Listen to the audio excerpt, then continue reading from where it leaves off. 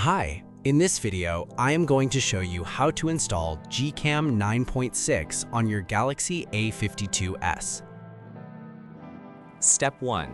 Tap the first link in the description to open the article. Step 2.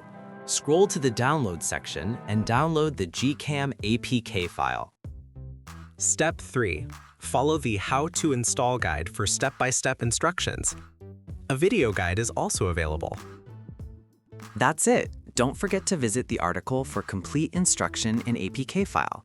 Lastly, here's some GCam versus stock camera app comparison.